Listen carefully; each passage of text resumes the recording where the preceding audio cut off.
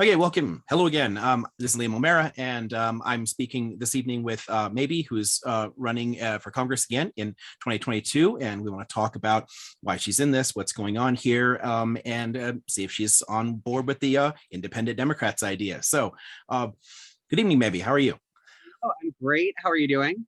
Oh, pretty good, pretty good. This is always fun for me. It's a chance to get to know people and to dive a little deeper, see what they stand for and why they're in this. So, why don't we start off with kind of like your elevator pitch about like who you are and why you're doing this?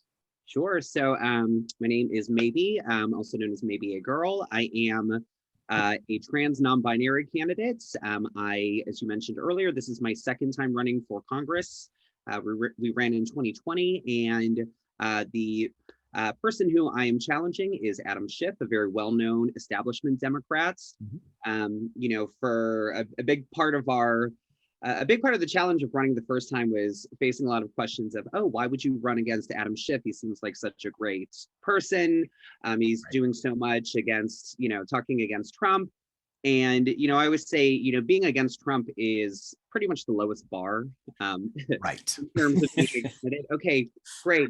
He's against Trump, but, so is pretty much everybody else who's, anywhere towards the left. And when we ran in 2020, we came very, very close. I ended up losing the primary election by less than 1%, or only about 1,100 votes out of a pool of candidates. There were 8 of us running. So in California, we have a top 2 primary. The top 2 vote getters move on to the general election. So Right. lost that second place spot by, again, less than 1%, which was pretty remarkable as a first-time candidate, Right. especially, an unorthodox candidate. We didn't raise a ton of money. We are a grassroots campaign. We're not taking any sort of, corporate donations. We're trying to keep it very much people powered. So when we found out the results of the primary back in March 2020, it was frustrating to get that close, but also very inspiring to myself and to all the other people on our team and our supporters. So I decided we have to run again. We just have to. Particularly because, for me, it's not necessarily about getting me into the position. It's about unseating the incumbent who has been in office for 20 years and who is what I would describe as a faux progressive, Right. spouts out a lot of the progressive terminology, but when it comes down to it, a simple glance at his donors and his voting record very much absolutely proves otherwise. Right. And that's one of the things that most interests me about this, especially since, as you mentioned in the 2020 race, people be asking, Adam seems like such a great guy. He's on television all the time. He goes on Bill Maher, blah, blah, blah, blah. How can you go against this guy? He's constantly bashing Trump. Like, great. Okay. But my dog would have made a better president than Trump. So it's not really a policy. And I see that a lot from establishment Dems. Not only will they mouth certain platitudes, they'll use certain language. I mean, Nancy Pelosi calls herself a progressive. So from their perspective, it must mean absolutely nothing because we need to focus a lot more on policies, on substance. And thinking about the opposition part, so many Democrats keep running on the fact that they're just not Republicans. It's like Republican bad, and therefore vote for me. That's not a platform. It doesn't appeal to a lot of voters. And it certainly doesn't deliver for us either once they're in there. So I love that you mentioned the grassroots part and the corporate donors for Schiff, because that's a bit of a problem there ultimately, and certainly for a lot of younger voters. Absolutely. And, even his collection of donors very much contradicts the policies that he pretends to be in favor of. For instance, right. I'm a staunch advocate for universal health care. I would love to see a program like Medicare for All be made available on a federal level. And, Schiff is technically a co-sponsor of Medicare for All. However, I have not once heard him speak, tweet, do anything to advocate for getting universal health care. Then you take a look at his donors and it is, big pharma, it's these big hospitals. And then you look even further, Schiff is one of the people in Congress who own stocks. What does he own stocks in? Pharmaceuticals. Is this the kind of person that's going to advocate for universal health care? Probably not. And I have not seen it as of yet. And again, he's been in office for over 20 years. What are we waiting for here? There's no time to wait, especially during, in the thick of a pandemic. Right. We were talking about universal health care, back in late 80s, early 90s, and pushing for it then, didn't get anywhere. And we're like 30 years away from that now.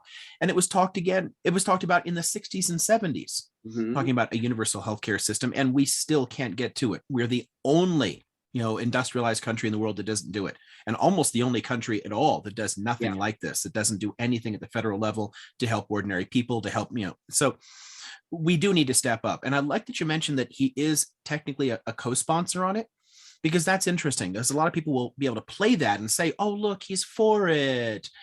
But since he says nothing about it, takes all their money. And right now it's very safe to be a co-sponsor because it's not going to pass the floor. And it's not even hitting the floor at this point. Right. So, exactly. I mean, Nancy's not going to let it.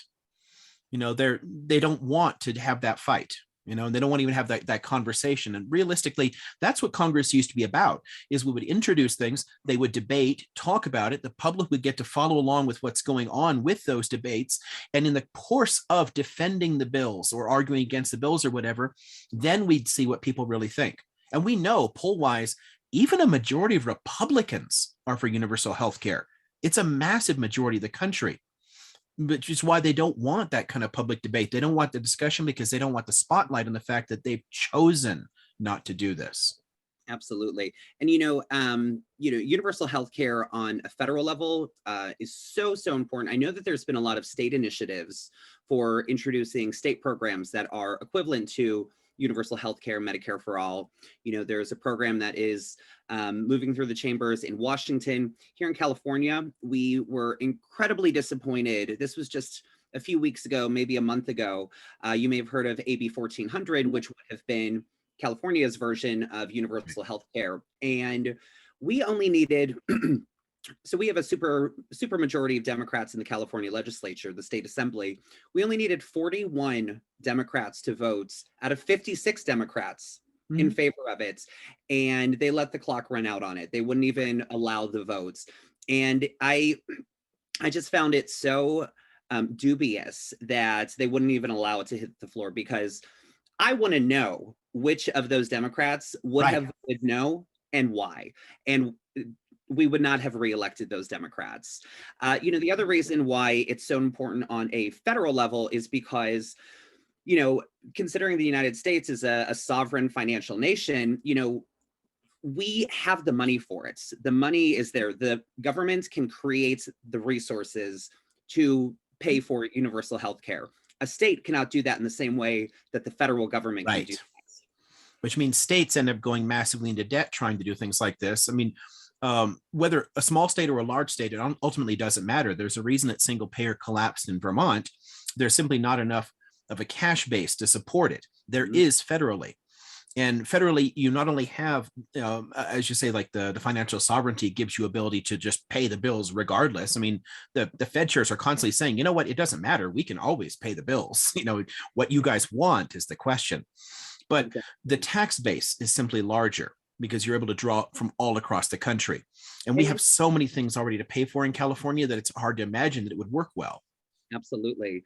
Yeah. And, even when it comes to, the federal government paying for it, you hear a lot of, I would say the people who are against it are those kinds of people who are against quote unquote free programs. I don't want to have to pay for somebody else's fill in the blank, housing, education, healthcare. Right. When in reality, the federal government does not even rely on our taxpayer money to pay their bills. It's, they have that covered, and, they have their physical cash flow, but they also have their, digital cash flow, which is virtually limitless.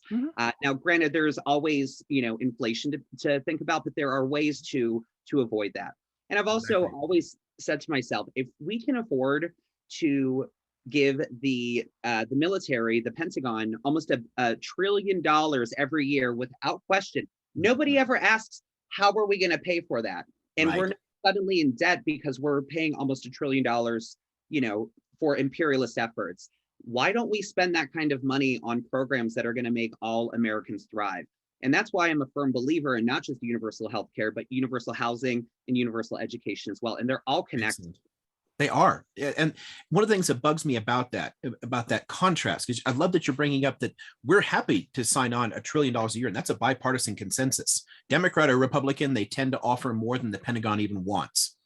And we have no problem kicking in that cash. Now, the problem here with inflation, I know this is a really complicated issue for voters, understanding the economic basis, because honestly, almost no one in Congress has a clue how this stuff works. But as long as overall productivity continues to rise, as long as there's growth, then the money injected doesn't hurt anything. It doesn't cause inflation. If you have negative growth or it's below a certain threshold, then it'll cause inflation. Dumping money into the Pentagon doesn't do much to stimulate the economy, but giving people houses, helping them find jobs, giving them health care, all these kind of things actually directly stimulate the economy. And those are going to make people more productive for the Right. society that we live in. Exactly. If we're spending money, if the money's circulating around there, then inflation is not a problem. Exactly. And people don't understand enough what it isn't the spending that's the problem. It's what you spend it on. Spend it on bombs, we're going to go in debt. Spend it on education or healthcare, and it actually helps us. It takes away the expenses we would have. If I didn't have to pay out, the $700 on healthcare expenses each month, you know what? I'd go out to eat more often. So to stimulate local and larger economies. Exactly. It helps the local and regional economy a lot more. Yeah.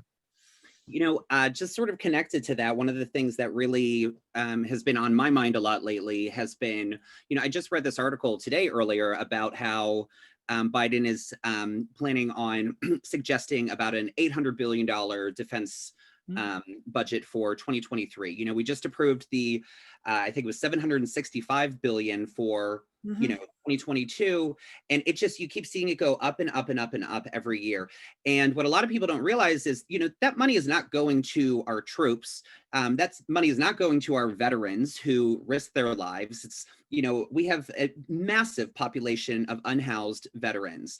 What more than half of that money goes to is defense contractors. Those defense contractors, in turn, will fund all of these both Democrats and Republicans so that they continue to vote for these policies. It's a very rotten system. It's a rotten revolving door.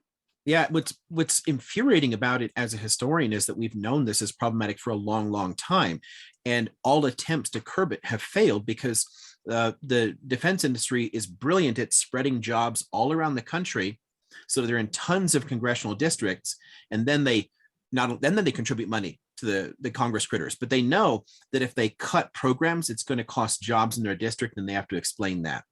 And you're just stuck with this. As long as we have people in Congress on the take, so to speak, taking in that cash, then it's a giant corporate welfare machine where it's sucking money out of our pockets, handing it to profitable corporations, and we get nothing to the economy, nothing for us out of it.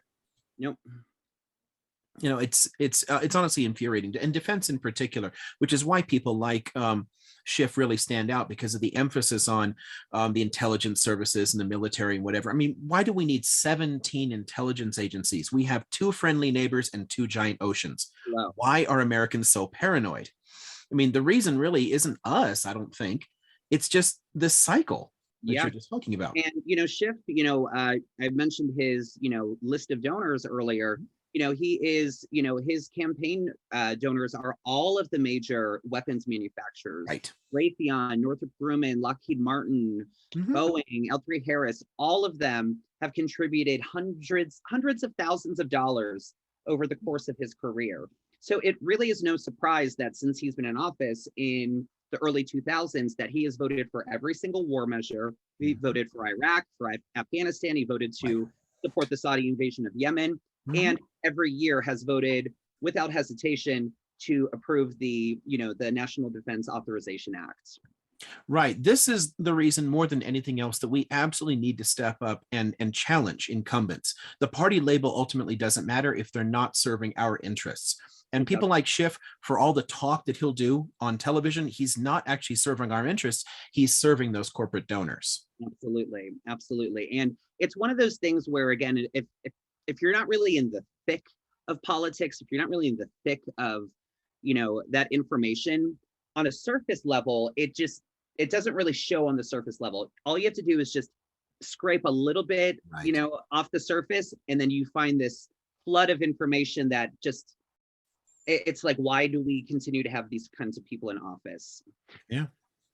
Yeah, and one of the bigger problems ultimately is money. And because so much comes in, they're able to buy tons of advertising. Most of us simply don't have the time or energy to get engaged in politics. And that's also by design too. If we have to work so hard just to pay our bills, we come home, all people want to do is watch some TV, smoke out, maybe relax, get a couple of hours in of just relaxing.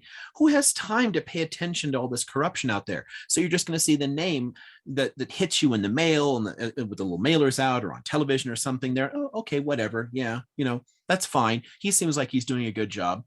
So it's not really the voters' fault that people don't know. And in particular in my district, I think one of the things that's really interesting about my particular race is the fact that my district, it's now District 30, just turned to District 30 after congressional redistricting. It used to be District 28. But our district votes anywhere between 72 and 78% Democratic every single election cycle. Right. And what this does is it actually, it really reinforces that the incumbent is going to stay, because if we get to the general election and it's the incumbent and a Republican, there's no way that suddenly they're going to come up with an extra 30% of right. Republican voters. There's just no way. Yeah. So one of the reasons, I wanted to challenge Schiff, because I said to myself, he needs a challenger from the left, and I truly believe that Los Angeles, Southern California, for the most part, is very progressive, very forward-thinking. Right. And I would love to give the voters in my district the opportunity to have two Democrats in the general election, one more moderate that we've had for 20 years, and I can't really think of a whole lot that he's done for us aside from, badmouth Trump, or a progressive leftist Democrat, right, who wants to fight for these policies that are going to help not just the elite, but everybody, right. Everybody. Yeah, I think that's the thing that frustrates me so much about a lot of these districts too, is that if it's a safely Democratic seat and the population itself is much more progressive, then there should be no excuse for this. It ultimately comes down to how much advertising money the incumbents have, the structural advantages they have, and then we keep somebody in there that's more or less an Eisenhower Republican over and over again, even though if you got a progressive in, they would have that safe incumbent seat, they would keep getting reelected, and we would actually be able to do something for people. Absolutely. And Schiff was one of, if not, excuse me, Schiff was one of, if not the most well-funded Democratic incumbent in the 2020 election. And it makes sense because, again, you're seeing him, pretty much every single day on CNN, yeah, MSNBC, exactly.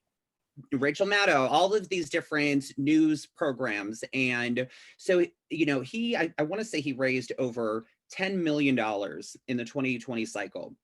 We only raised about $10,000. And the fact that we came within 1,100 votes of challenging him in the general election shows that people vote based off of their value system. If we just had a little bit more of a boost in funding, a little bit more of a boost in volunteers on our team, we would be able to do this. And absolutely, that's why this time around we started our campaign much sooner. We have a much bigger team.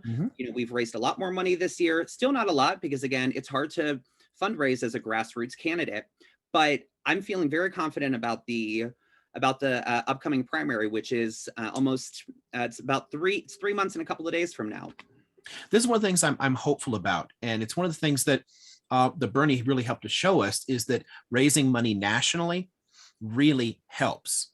Raising the profile of a lot of these candidates, and you've got a number of the squad members in there that are raising money all across the country, not just locally there, because the values matter. And most of us don't have a huge amount of cash to give. I can be writing $2,000 checks to different candidates, but I can send $10 here, $20 there.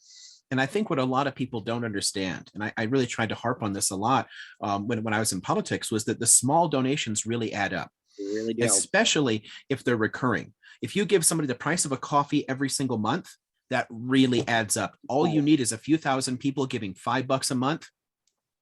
And if you can afford to pay Hulu $5 a month for whatever crap they're going to give us, I mean, come on, it's not a huge jump.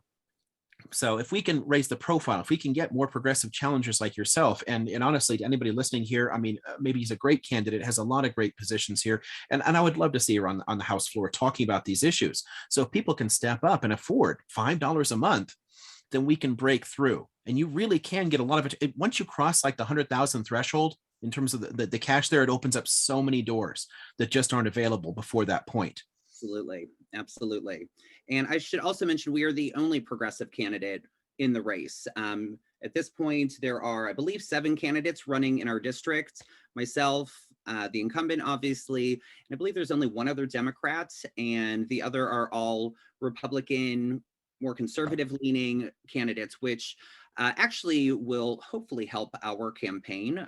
You know, the hope is that they'll split the Republican votes, and that all we need is one vote more than, you know, any the top Republican, exactly. And we'll move on to the general election. And if we move on to the general election, it's going to be historic for at least 2 reasons. First of all, I don't think there's ever been a trans or non-binary candidate ever advance into the general election for the U.S. House of Representatives. So that in and of itself is historic for trans people, for visibility of trans people. Absolutely. But there's also, in the 20 years that Schiff has been in office, there's never been a Democratic challenger in the general election. So this would be a very exciting general election. And I think it would give our campaign the boost to actually beat him in the general election. Yeah, it's one of the things I've loved about some of the districts. Okay, so obviously Pelosi has tons of structural advantages, but the fact that Shahid Buttar has done as well as he has and been able to face her in the general is one of the reasons that she has consistently adopted more and more of the positions that came from his campaign. So there's 2 chances of winning here. Either A, you know, getting into the general election, we managed to raise the profile enough, managed to raise enough progressive cash around the country that we actually pull ahead of Schiff. Or B, you end up seeing Schiff moderate a ton of his positions and shift leftward because he's afraid of you. Exactly, exactly. And you know what? I'll be frank with you. I have noticed that ever since we began challenging him in 2019, I have seen him move left on certain positions, which ultimately is a great thing. You know, if he were to adopt full-heartedly all of the policies that I'm fighting for, I wouldn't need to challenge him. But, you know, that's unfortunately not the case. But if we can, you know, like you said, even if we don't win, but we can push him left, ultimately that's a good thing. You know, ultimately it is. But yeah, hopefully we win. Yeah, exactly. Because again, I would rather see you in that seat. But again, you've got this, and you have the right kind of attitude. I think it's because it really, you know, as much as it's associated with a particular person, I kind of like the whole not me us kind of ethos. Ultimately, what matters is the policies. What matters is what we can deliver for people. You know, who is in there? I don't care. I want the right ideas out there so that we can actually deliver for people. Exactly. Okay, so so you mentioned the representation issue, and honestly, I love that your platform so prominently talks about a lot of LGBTQIA plus issues.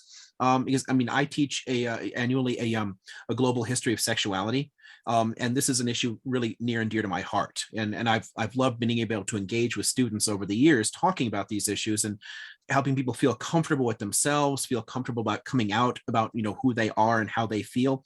And it's a really significant shift in, you know, in people, especially my generation and younger. But I have seen the most amazing things in. We see so much of the weird backlash, and the media is determined to kind of like get us at each other's throats. So we don't see that it's actually affecting a lot of ordinary people. I've literally seen grizzled, bearded, boomer 3%ers, like right-wing militia members, correctly gender trans people in our area. It is affecting society as a whole, and we're starting to learn. So important. That's so important. And that's, you know, that's the thing. We're kind of, I believe, you know, trans issues in particular have been at the forefront of local, state, and federal politics for only a couple of years now. You know, trans people weren't really spoken about, you know, on a larger level. We have always existed. Always. But people have tried to pretend that we don't exist, which is exactly what we're seeing happening in states like Texas right now, where, you know, Governor Abbott is trying to put parents of trans kids under investigation for child abuse, which in and of itself is child abuse to not allow a trans kid to be trans. Yes. And you know, you as an individual know more than any other person who you are inside. Nobody can tell you who you are and what your identity is except for Absolutely. yourself. And Absolutely. you know, it's and they always say if you're not at the table, you're on the menu. And if there never having ever been a single trans person in Congress, how can we trust that we're being Right. represented? And, you know, it's only just as of recently that we've even seen trans people elected to state legislatures, with Danica Rome in Virginia and Sarah McBride. Right. But again, it's, you know, such a small number of trans people can, you know, considering how many you know, states, legislatures there are across the 50 states. Right. You know, it's a very, very small percentage, but it's so important because these people are providing visibility for trans people. And what they're also doing is showing trans kids that you can be a part of your government. You can do anything that you want. It is okay to be you. It's lovely to be you, and you deserve representation. And that is a marvelous thing. I love that. I mean, we really want people to understand that it's beautiful to be who you are. And I mean, gosh, I remember how much of an emphasis they started putting on basic self-esteem issues for kids going back into the 80s. And this is a part of that, because not everyone fits into the same neat little box that you might expect, but people know. And you know from pretty early on who you really are, what your inclinations are, and to feel welcomed, to feel accepted, to do what you want. I've seen, I mean, gosh, I mean, it's been around for so long now. I mean, you remember, of course, all the people making fun of, you know, pronouns. I identify as an attack helicopter and all that bullshit. I mean, it's so infuriating. Garbage. It's garbage. Yeah. What gets to me about that is it's people who think that you're just arbitrarily choosing. I identify as a chaise lounge now, and it's just nonsense. It's these things are actually, they're natural. When people try to make biological arguments, they're actually ignoring the biology, because trans is centered here. Exactly. And it has existed as long as there have been human beings. There have always been non-binary people. So all we're doing is we're acknowledging reality. Exactly. We're not hiding people anymore. And, you know, even just to add to that, what you said about, you know, this idea of choosing, you know, to be queer, to be gay, to be trans, it is innate, and it's not a choice per se. What is a choice is choosing to actively live your truth and to live authentically. But I will also say this, even if it was a choice to be gay or trans, there would still be nothing wrong with that. Right. I mean, people should be able to, I mean, if we let people choose what kind of ice cream they want to have, like, who cares at the end of the day? That everyone gets so worked up about this, like, it's just bizarre. But the fact that it actually is natural, that it's a normal variation. I mean, I don't know. I try to make simple parallels for people so they can understand it. Like, I don't know, about 10% of people are left-handed. Are we still going to say that they're somehow satanic and force people to use the right? Because we used to do that too. All you're doing, use your left hand. Yeah. All you're doing is like forcing someone to choose, do I live authentically, as you say, or do I deny that in order to fit in and not be harassed? Where a better choice is just to stop harassing people. So I love that you have those kind of issues prominently out there. What would you do? You know, so you win, you know, Schiff is out, you're in there, you're on the floor, you're able to propose things, you're able to talk, you're able to use that bully pulpit. How would you advance the narrative on this issue? You know, I would absolutely, you know, like I said, the visibility alone is huge. And I am going to march into the halls of Congress and let the whole world know that I'm trans, I'm proud to be trans, and I'm proud of every trans American, and, you know, even larger.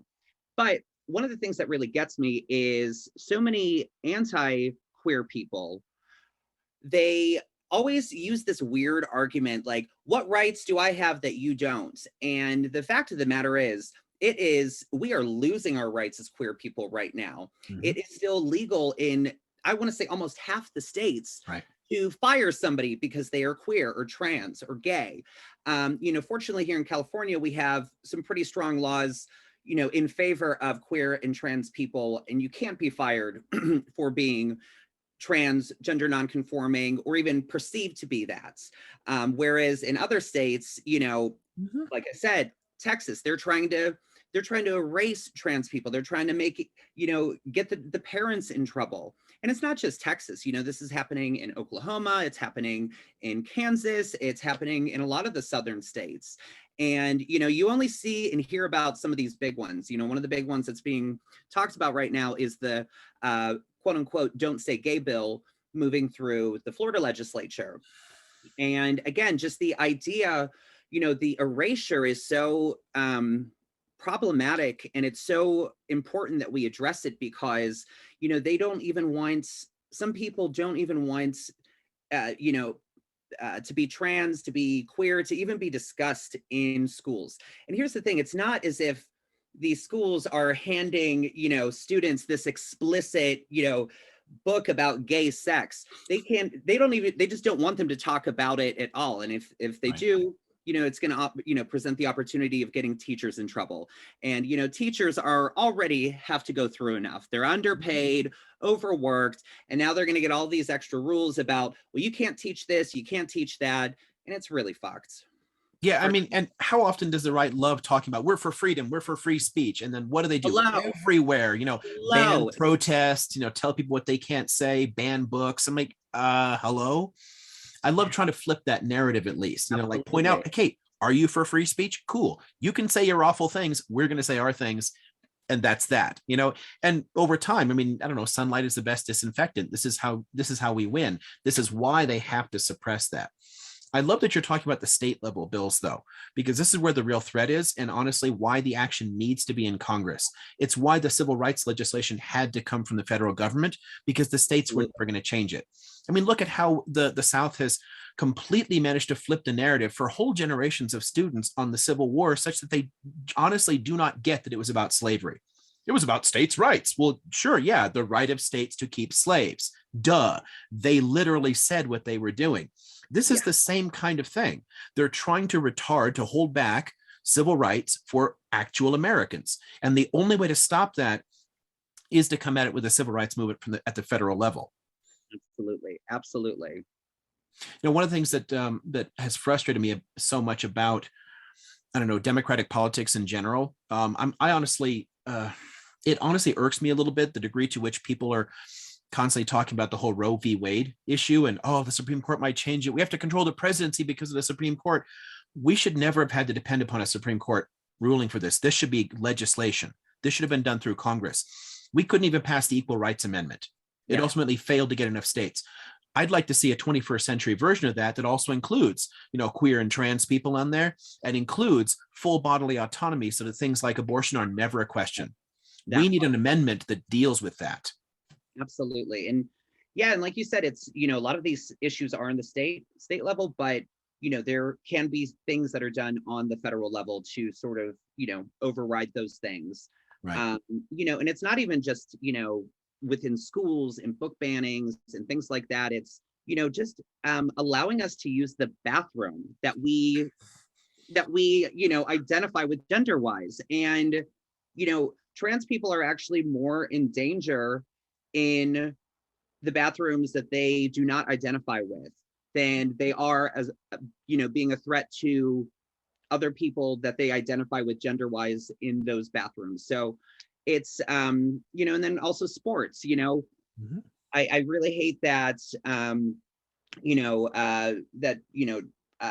trans women can't play in certain, women's leagues. And, a lot of people are saying, well, what about women? Well, first of all, trans women are women, but also what about trans people? Do we not deserve to play sports?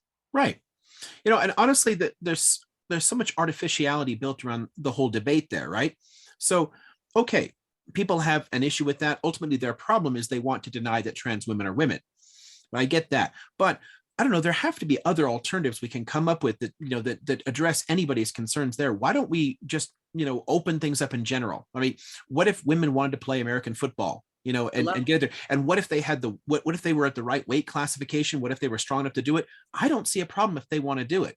I don't, the segregation in the first place might be the problem, where maybe we could deal with things in terms of, like, I don't know, weight, musculature, something. There's got to be some way we can address this thing, which allows anybody to play what they want to play.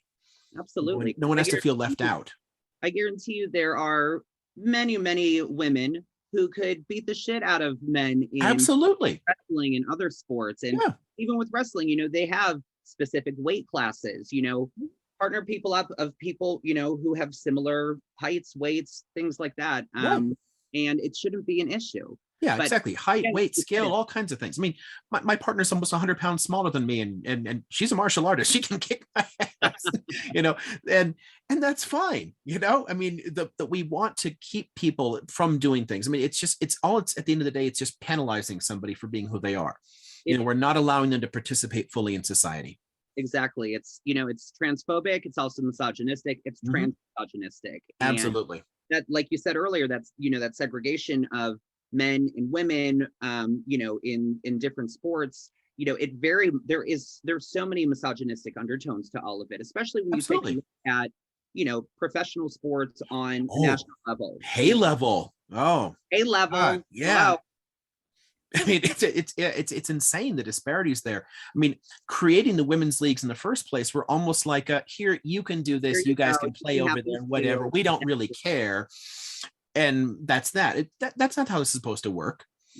Just opening it up for people to be able to participate in general and not have, I mean, I don't know, think about how do non-binary people even work with a whole division in that way? I mean, they're left out.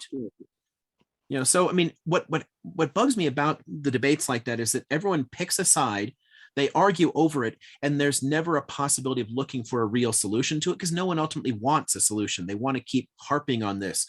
And the right loves the culture war, over civil rights, and they can keep capitalizing on that. We have to find some way of getting past that. The fact that we're still struggling with a lot of the civil rights issues around African Americans, almost half a century later, really frustrates me.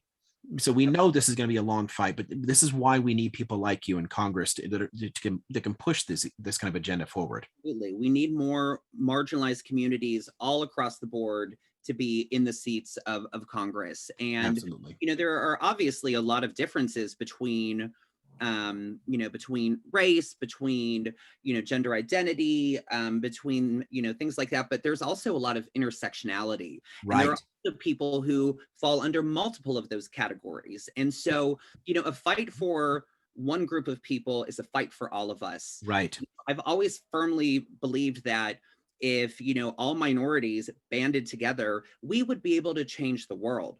But what, our white supremacist patriarchal society tries to do is they try to pin us against each other, pretend like we're fighting each other for resources when there's enough for everybody. Absolutely. It's true in economic terms as well. I mean, the division, ultimately, a lot of the culture wars are intended to divide working people against each other so that nothing has to change on a systemic level, so that the people in charge stay in charge and we keep getting screwed.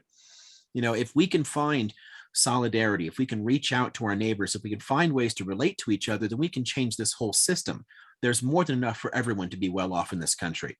Absolutely. Absolutely. Okay. So there was something that I saw in, I think it was an article or an interview. I'm not sure where, but there was an interesting reference to the political implications of drag, which honestly fascinated me, just coming at this because, again, I study sexuality, and I've seen just tons of places where people have done things using sex and gender issues. I mean, I was thinking of odd ones that I think a lot of Americans wouldn't notice, like during the Algerian War of Independence in the 50s, a lot of women consciously adopted more conservative dress because of the way the French were trying to force their culture. So it was a way of kind of like to the system there. Or a lot of secular Iranians in 1978 did the same thing, because of what the Shah's policies were. People can use a lot of this stuff politically. So I personally find that fascinating. I would love to hear how you feel drag plays a part. I'm so glad you brought that up. And examples that you just made are, examples of drag being overtly political. But even without being overtly political, drag is innately, a political and social statement, because of how our gender roles play into society. And so for somebody to be gender nonconforming, and to be, open, proud, walking down the streets, like that again is a political and a social statement. It is. Drag is inherently political like that. And, it's kind of interesting, my relationship with drag. Well, first of all, let me say this as well. Drag is for everybody. It is, and I mean that, it's for everyone. If somebody wants to do drag, go ahead and do drag. And I think the idea of what drag is has kind of changed over the past few decades. I think a lot of people who don't know about drag, first of all, only thought that, that cis men could do it. They, basically equate drag with, cisgender men wearing a dress and a wig. And that is sometimes true, but also there are, cisgender women who do drag. There are transgender men, there are transgender women, there are non-binary people. Anybody can do drag. And one of the things that drag does is it actually, for many trans people, helps them to realize that they're trans. It doesn't turn them trans, because again, you've always been trans. If you're trans, it's been inside of you somewhere. But it is a great outlet for people to discover their trans identity, which is actually what happened with me when I started doing drag. And when we excuse me, when I got elected in 2019 to my local position here in Los Angeles, so I serve on the Silver Lake Neighborhood Council.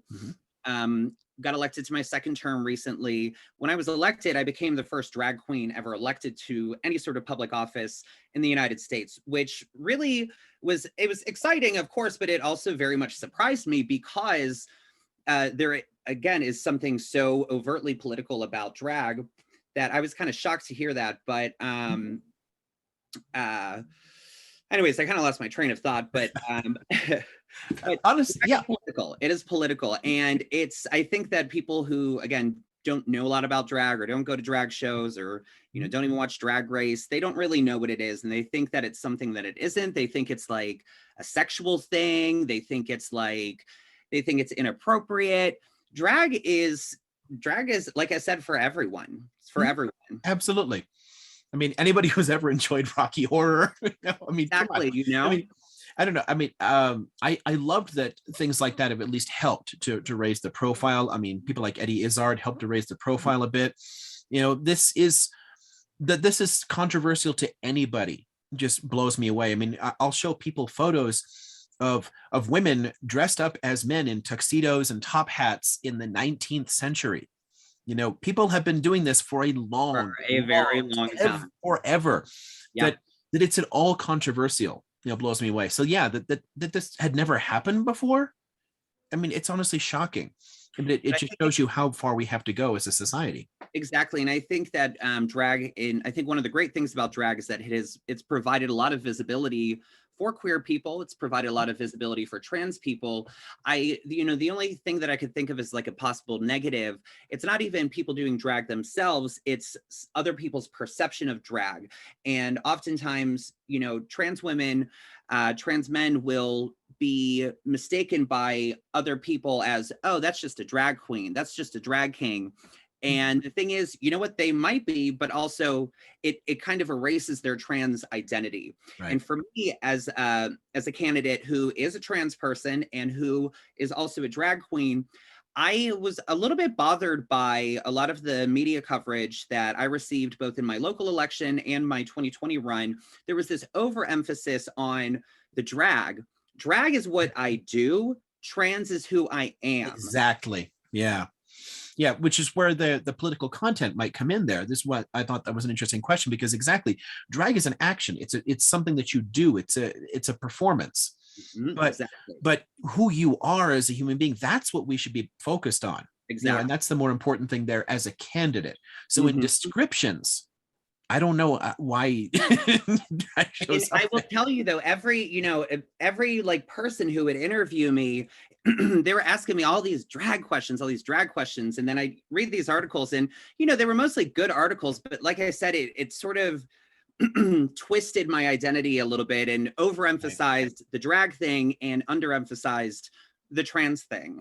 Yeah, and people tend to do that, and whether they're on the left or right, people will constantly make those kind of mistakes, fall into those weird traps. I mean, if somebody had been interviewing me and spent the entire time asking questions about history and my teaching, they would kind of miss the point of who I really am and Yeah. why I got into politics. Mhm. It's a job, it's something that you do. Right. So we really need to recenter this on the whole issue of a trans representation, and drag to me comes in only in the sense of raising visibility there, the kind of like the oh, I don't know, for lack of a better term, subversive aspect of it. This is one of the things that I try to do too in discussing like globalization. I'll give people examples of musicians all around the world who are doing hip hop, metal, punk, and in a lot of other countries, it is still inherently political, which it was to begin with. Punk was a political act. It was Mhm. like anarchists living in squats and putting safety pins in their ears, and now it just became like all bubbly radio friendly stuff. But if you're playing like death metal in Iran, you're actually courting a jail sentence, and accusations of Satanism and whatnot there. It's an inherently political act. So if to get caught up just in the music and to miss the politics behind what they're doing, I think is a disservice, because they're choosing to do that. They're challenging power structures. Yeah, and that's what drag is. That's challenging power structures of gender norms and the patriarchy.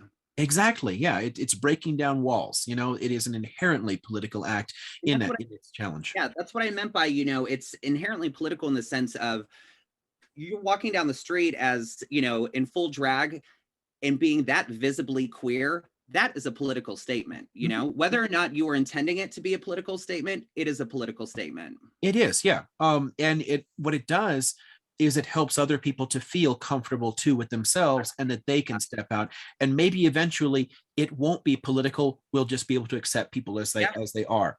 But until then, we need, the path breakers to step up and do that. Okay, so don't get too caught up into this here. I want to spend a couple of times at least. I mean, you mentioned some of the severe problems with Schiff and why you're in the race, and I like that. But I want to give people an opportunity to see at least some of the policy stuff, because I love how progressive the agenda is. And we've made a few references so far to like universal healthcare or whatever. But what are the kinds of things that you would get behind and help to champion as a voice in Congress? Totally. So universal healthcare is definitely one of my big ones. It's a lot of universals and a lot of for alls. Housing for all, education for all. Broadly, those as well as environmental justice, racial justice, LGBTQIA rights, reproductive rights, alleviating homelessness, advocating against war. On a broad scale, those are the big things that I want to be fighting for. And again, a lot of those are very interrelated. There's a lot of intersection between a lot of those policies. And, even as a queer candidate and as a queer person, I recognize that, housing for all is a queer issue. Universal health care is a queer issue. Education is a queer issue. Mm-hmm. It's also, all of those are also race issues, because Mm-hmm. historically LGBTQIA people and people of color have been excluded from healthcare advantages and from housing advantages and education advantages. you know um, the statistics of how many queer unhoused youths there are all across the nation is Right. just staggering. It's so disproportionate, based off of how many queer youths there are, but then you look and they represent such a large portion of the unhoused youth community. And a lot of that is because, they're being kicked out of their parents' homes, Right. things like that. Or they, don't have certain advantages. So there is the intersection of all of these policies is something that really interests me. And, I don't want to see one without the other. I want to see all of these ideas come to fruition. And I think we could create a more perfect society with all of those plans in place. Yeah. Homelessness, huge issue for me. So I've been an advocate for people experiencing homelessness for a while now. And, living in Los Angeles, it's a very apparent issue here. And I've always said I would challenge anybody living in Los Angeles I would challenge anyone to find somebody who doesn't think homelessness is an issue in Los Angeles. But the fact of the matter is, the question is, how do we approach it? And there are humane, compassionate ways that we can approach these issues. And then there's this other group of people who just want people experiencing homelessness just out of sight, out of mind. They don't want people living on the streets in front of their mansion. Right. And it's just the disparity there. It's mind-boggling to me. Think about what it would be like to be experiencing homelessness, to have to live on the streets in an encampment. And one of the big issues here in Los Angeles is the criminalization of homelessness, which is the criminalization of poverty. It's the criminalization of poor people. Absolutely. And to shit on poor people is about as low as you can go. Right. Here in Los Angeles, one of the city policies that has been highly spoken about recently, it's a municipal ordinance known as 4118, also known as the Sit, Lie, Sleep Law. And our city council just recently, voted to make it illegal to sit, lie, or sleep within about 15 feet of parks, driveways, schools, homeless shelters. It's illegal to be homeless in certain parts of the city. And the amount of money that we're using to enforce these policies could actually be used to house these people rather than criminalize them. Thank you. And that's part of the problem that I take with, people like Joe Biden during the State of the Union saying we need to fund police. No, we don't need to fund police. Police have plenty of money, and they're not using it to protect people. They're using it to harm our most marginalized peoples. Take that money and put people in housing. Right. There are so many problems there. I mean, that's a political issue at all. And that so many Democrats are going to get up and cheer for fund the police when their budgets have been going up steadily all across this country. And it does nothing to deal with crime. Most of the time, police, their job isn't to prevent crime. Their job is just to arrest people afterwards or to harass people, and there's so many ways in which the institution has gotten so much more problematic on its own. I mean, if you just look at if you compare like civil asset forfeiture to actual thefts, the police take more assets from Americans than thieves do. Hello. Because they have the money to do it. So they have the power to do it. It's not making us safer at all. And I love that you're talking about criminalizing poverty here, because this has been a huge issue for me for ages. The fact that we're constantly attacking people for something.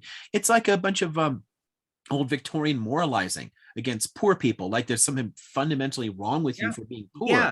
It's just circumstances of life. It's circumstances. And, even if you're, and then we get to the root causes of homelessness. And it's, a lot of people are like, well, they're all drug addicts. Well, you know what? Maybe we need more mental health services available. And again, that feeds right back into universal health care. And the criminalization of drugs too, because many people fall into addiction and lose their houses there because they could not get treatment without going to jail for it. If we didn't criminalize this stuff and we had universal health care, I mean, I don't know, I keep telling people, like, Portugal is a great example there of how to do that. Drop the criminalization, offer universal health care.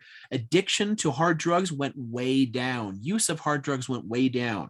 Anybody can buy heroin in Portugal, and the use has gone down over the last 25 years. That would happen here. If people are concerned about homeless people taking drugs or whatever, then decriminalize this stuff and offer health care.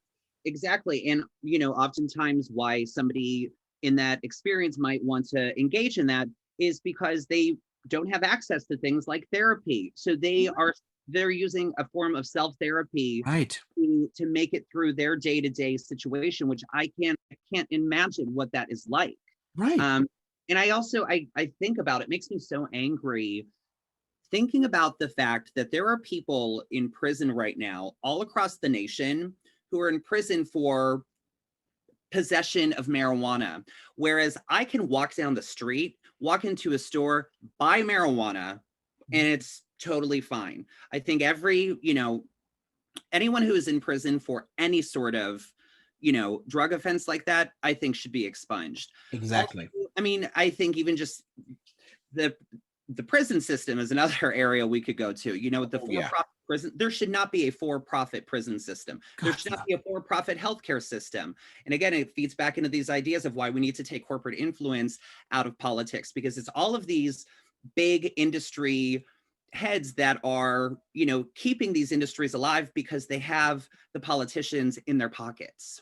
Right. And they have the money, which means you can take policies which transparently and obviously make the situation worse, that cause the problem. So you say, I think this is a problem. Okay, cool. So why are you supporting all the policies that create that problem? Hello. They do it because there's such a flood of money behind these different ideas. We do it because of the corporate influence, and it's very difficult to break through this. One of the things I think that's brilliant about getting real progressive voices into office is you have a bully pulpit. You get to go on television, you're on C-SPAN, you get picked up, you get interviewed, and you can actually bring these issues up and say, hey, you know what? We're spending more money to cause a problem and hurt people when we could actually solve this completely. And help people. Like it Right.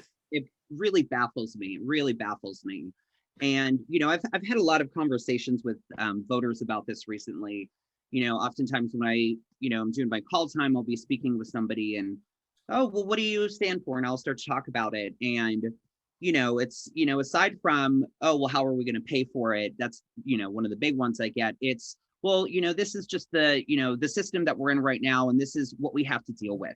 Well, hello, that's exactly why I'm running. That's why so many other progressive leftists are running, because we want to change the system. Right. Imagine what sort of legislation we could create if all of the Democrats who are in office right now were grassroots candidates who didn't have any sort of corporate sponsorship. Right.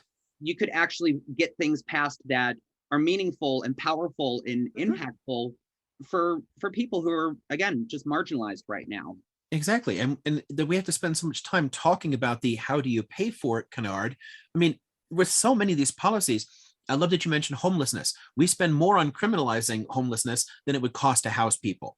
You know, it costs a lot less to simply give someone their own apartment than it does to take care of all the mental health stuff, all the policing, all the constant booking and jail times and everything else that's involved there. It's more expensive. So the only arguments people can have, if you've got some really twisted morality where you want to penalize people, okay, cool.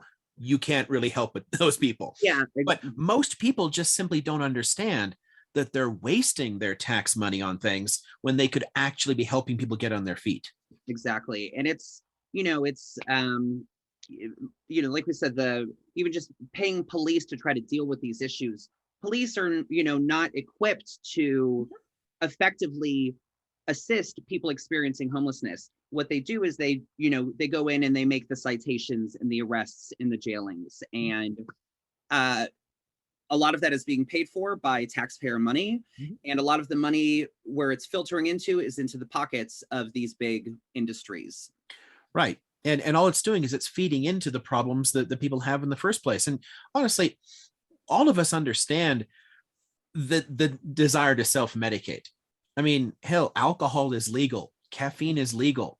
People are able to deal with their lives somehow. That somebody falls into worse drugs because they're homeless, hello, they live in a horrific situation.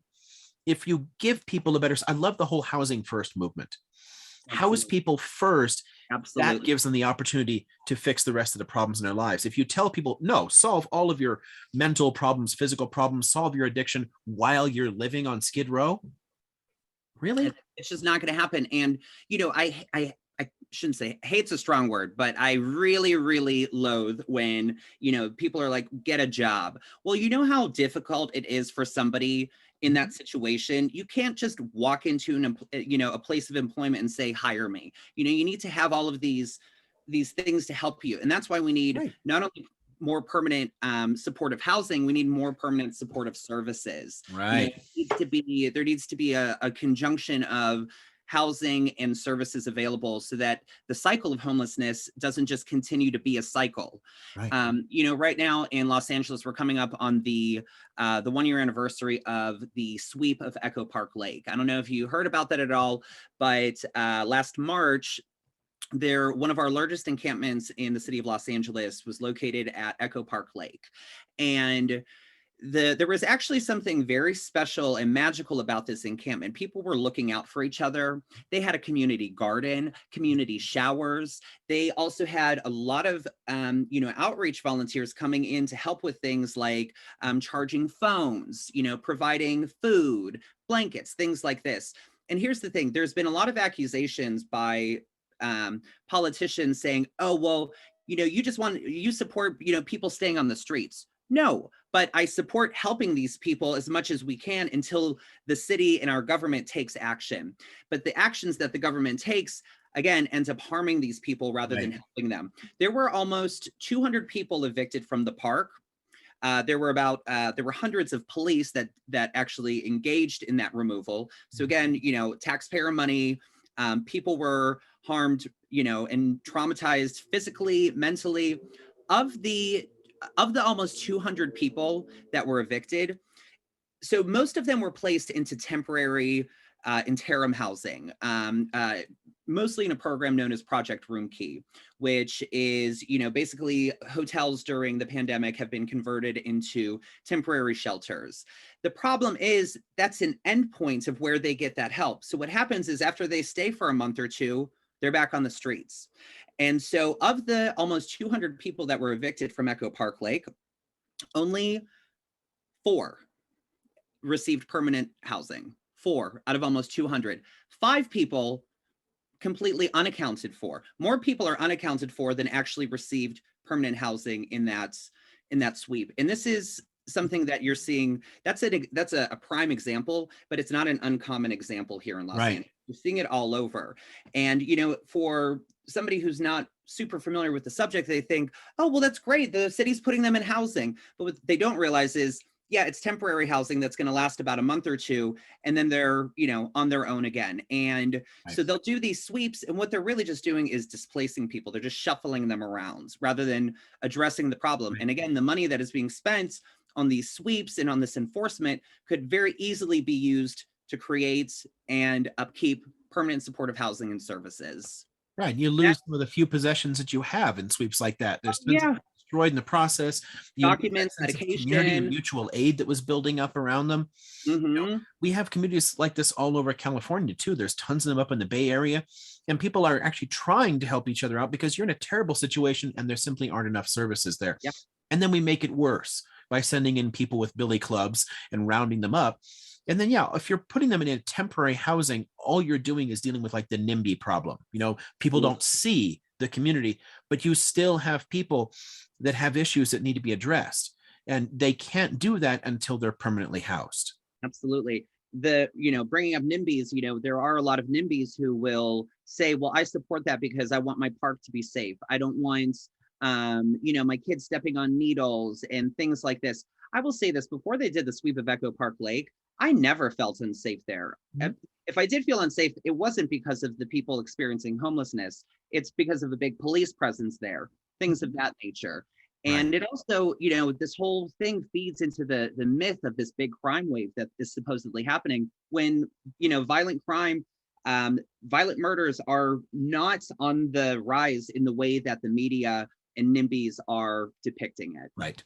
And that's another one too. It's another one that's constantly feeding into this this false narrative about police and funding and giving them more money, and that will somehow solve the crime issue. It doesn't.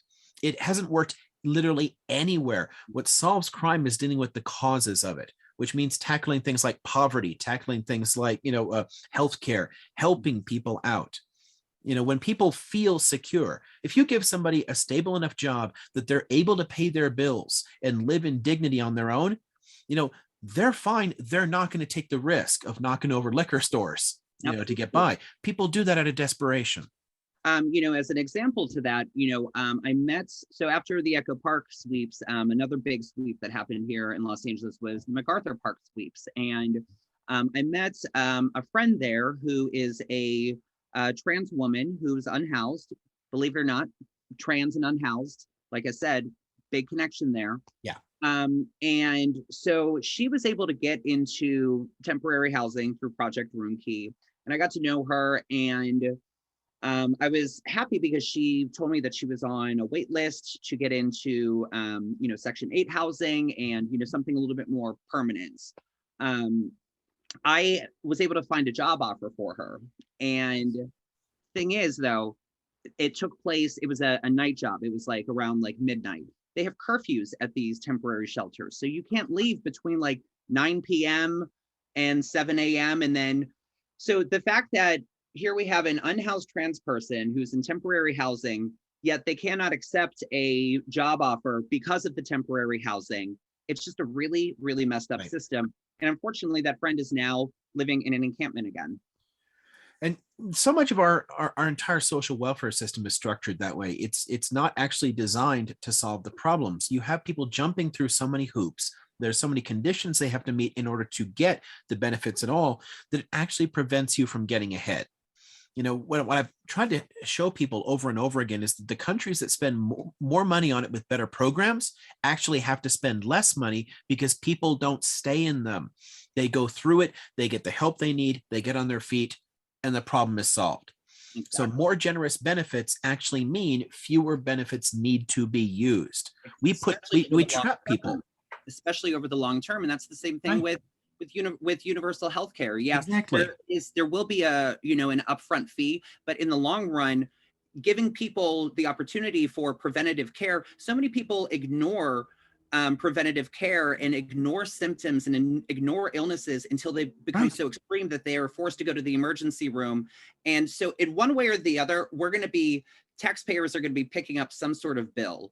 Why not do it in such a way that, people aren't having to die and be, having to go to the emergency room for this to happen? I Right. swear, if we had more preventative care, there would be so much less disease and so much less death. Right. I mean, the fact that American lifespans have been falling over the last decade just drives me nuts here. And what's so hard to help people understand about things like Medicare for all is that it's literally cheaper than the money we're already spending.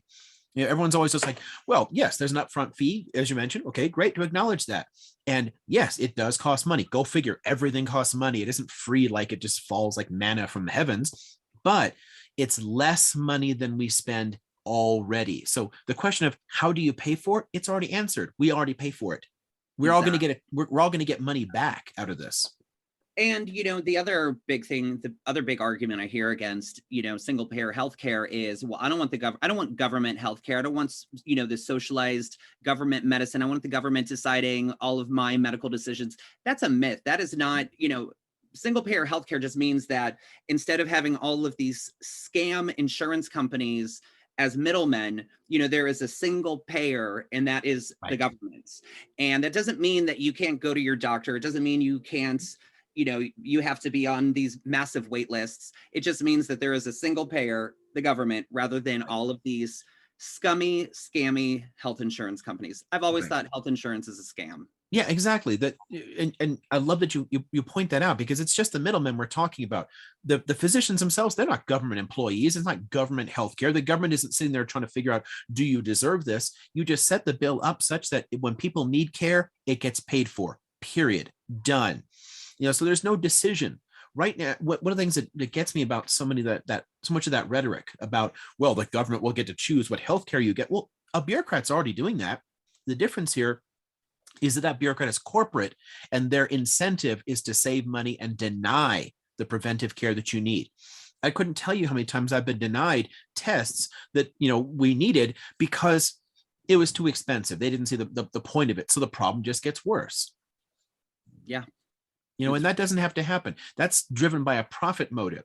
A Exactly. government insurer doesn't have to worry about profit. It simply needs to funnel the cash to the providers so that you get care. And that idea goes back to why we need progressive, non-corporate people in Congress. Take the profit motive out. Absolutely. I think it's a good place to start winding down here, because the whole question of profit motive and the incredible systemic corruption in our political system is why we need to support and boost progressive candidates, grassroots candidates, people who aren't taking that money, and help people out. So first, I'd like to ask, in terms of like the whole independent Democrats thing, would you pledge to hold the people of either party accountable for their policies and their actions? 100% yes. Absolutely. It's exactly what I would have expected here.